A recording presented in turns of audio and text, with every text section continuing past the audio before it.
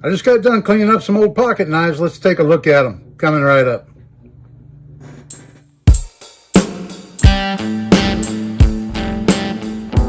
Hello everybody, thanks for coming back for another video. This is Dave and I'm glad you're with me.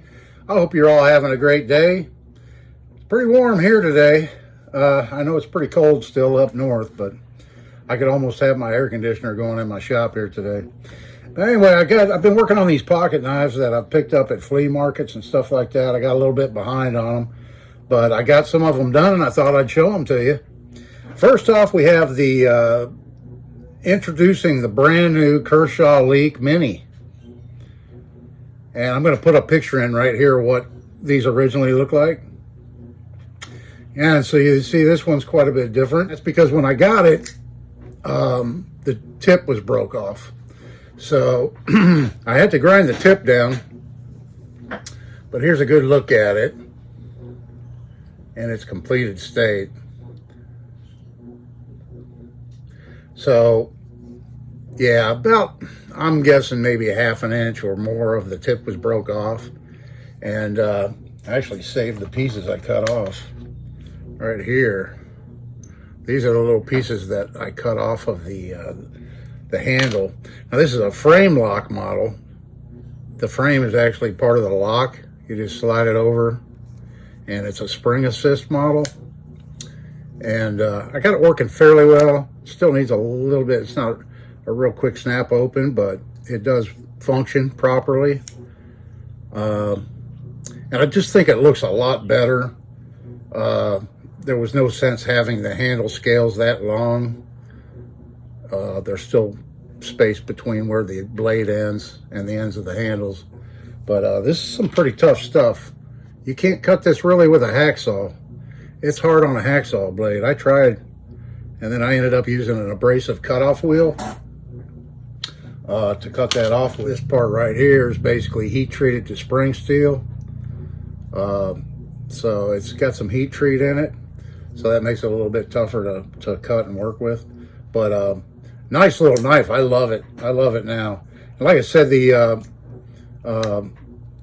handle being shorter, it's still plenty comfortable. And I think it looks better, you know, like that. Let me know what you think down in the comments. I think it looks better like that. So it's a Kershaw Leak Mini now. Maybe they should make a model like this. But yeah, I thought that came out pretty good. I thought I'd show it to you. Next up, let's take a look at this little guy here. I don't think this knife was ever carried or used. And really the only thing wrong with it, it had a little bit of rust on the blade. And I didn't try to get it completely gone, but you know, I got it cleaned up and looking good. But here's a picture of the tank stamp. Yeah, so it's Providence Cutlery Company out of Providence, Rhode Island, USA. It's just a two-bladed jackknife. And there's the other blade. Now, if you notice, it doesn't look like they open all the way. This one here, and then especially on the spear point blade, there it is fully open. And I guess it was like that. I mean, I know it was like that out of the factory. I don't know if it was intended to be like that. With a little bit of trouble, I could fix that, but you know, it is what it is. It was an inexpensive knife when it sold new.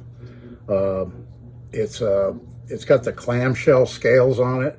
I really didn't have to do much at all to it, but clean up a couple spots on the blade, and then down in here in the well, there was some rust in there that I cleaned up. But I did pop the clamshell scales off of it. This one's the style where it has the two little tabs right here. You just bend those out and you can pop these things off. And then I cleaned up a little bit of rust that was underneath of them. And then out of the factory, they weren't really aligned well. Or the knife got dropped at one point and it offset one. So it was sticking up really proud on the back side. So I corrected that when I put it back together and put those clamshell scales back on. But yeah, there's that nice little addition to my collection. It cleaned up very nice. I like this little knife very well. Providence Cutlery Company. Okay, and then I'll show you, I showed this in an old video quite a while back, and I finally got around to working on it. But I bought this in Italy, and I used to carry this knife and use it.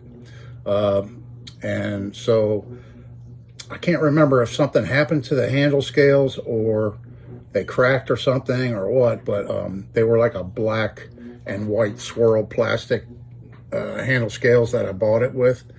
So I made ebony. These are ebony handle scales with aluminum bolsters. And it has a slide lock on it. It is an automatic knife. And it functions perfectly. There's no play at all in it. The only thing on the blade is kind of like crudely engraved there or whatever. It's a J, and then underneath of it, it says Inox for stainless steel. So it is a stainless steel blade. And then the locking mechanism is right here, this little lever. You just push that down. That releases the blade so that it can be closed. And then you slide this up right here to lock it so that you can't accidentally open it in your pocket, you know. But yeah, I thought it came out pretty decent. You know, it was a very inexpensive knife at the time when I bought it. That's why I bought it, because it was inexpensive. But it's much better than it was when it was new now, with these ebony scales on it and stuff. And like I say, yeah, and it functions perfectly. And it's a real fingerprint magnet. Look at that. Okay, so that's a look at that one. Now, I got a couple more I want to show you. I bought this Boy Scout knife. It was actually a Cub Scout knife, but it was missing the badge. And it was very rusty. This was made by Camillus. Main blade's been sharpened quite a bit on this one. It had kind of a big belly in it right out here on the end, but I took some of that out, fixed it up a little bit to make it look a little bit better. And then I made that badge for it too. Yeah, so this is the Camillus, the long line. Put the tank stamp right here. And so this one was made from 1960 into the 1970s, somewhere in there, by Camillus. And it has two liner locks, brass liner locks in it. If you've never seen one of these before, I used to have one in near mint condition like this. It actually had the Cub Scout badge in it. But kind of strange in that they made these where the main blade does not lock, but the other two tools do.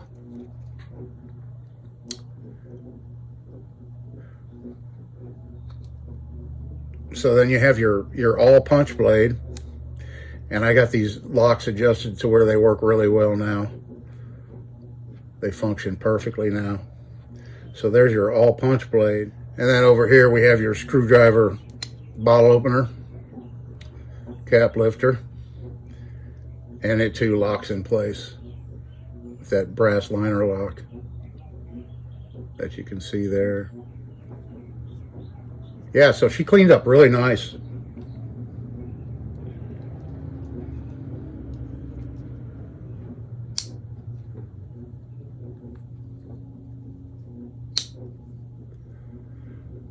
Fine example, yeah. So, and then the badge, I just took a piece of scrap brass I had laying around. That was the only stamp that I had that I could use to put something on it, so it wasn't just a plain piece of brass. And then I didn't quite get it centered perfectly. But it is what it is, you know. It's got something in there now instead of just a hole, you know. And then, yeah, and then I epoxied it in there, and then I put a little black paint down in the stamping of the star. Very nice quality Camillus knife right there. Okay, and so this is an example of a fine quality Camillus knife. And the last one I have to show you is a Camp Buddy. And this Camp Buddy knife was in very bad shape when I got it. Very, very rusty and missing the bail and all that. But this was actually made from 1944 into the 50s by Camillus. You know, it's tank stamp Camp Buddy. But upon some research, I found out that Camillus made these. and I'm sure at a very much lower price point than, you know, one such as that. So yeah, Camillus was a very, very smart company. They made high-end knives, higher-end knives with really good fit and finish, such as that, with brass liners and everything. And then just some relatively inexpensive steel liner, everyday use camp knives and pocket knives. And this is an example of one. This, you know, the steel, as far as I can tell, is very good quality. I got this thing really sharp. They got the, yeah. So this one has your main spear point blade. Like most Camp King knives, it has pretty much the same thing in that it has a punch blade awl and nice half stop. I don't think there's a half stop. There's no half stop on the main blade, but there's half stops on all the other tools. And then we have your can opener right here.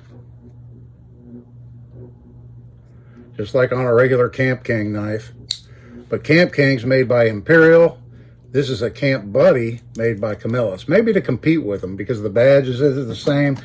You can look at the style of the badge. It's almost like they were made in the same factory. This one doesn't have any markings. This was the Providence, Rhode Island knife. And then there's this one.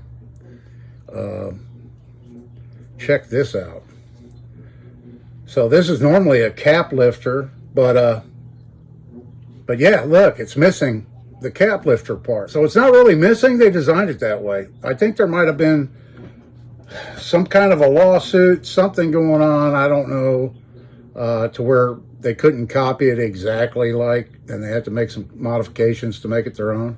But this is not at all sharpened. I saw some people were commenting that this is a wire stripper. It's not sharpened. What it is just a place to put your finger. It's just a little finger choil. So when you're using the screwdriver, you can put your finger there and really, you know, when you want to really bear down on a screw, that's all that the purpose of that is right there. So yeah, so I made a bail, cleaned it up. The handle scales are a little bit deformed and shrunk and stuff, but I got all the rust out of it and got good snap back in the knife. You know, the fit and finish is not perfect, but this is how it was out of the factory. You know, these were made to be able to sell inexpensively and so that everybody could afford one. And if you lost it or it broke, it didn't break the bank and all that. So anyway, that's a look at today's pocket knives that I got finished up. I wanted to share with you. Let me know down in the comments which one was your favorite. So yeah, so I hope everybody's having a great day today, and stay warm, stay cool, whatever the case may be. And I will see you in the next one.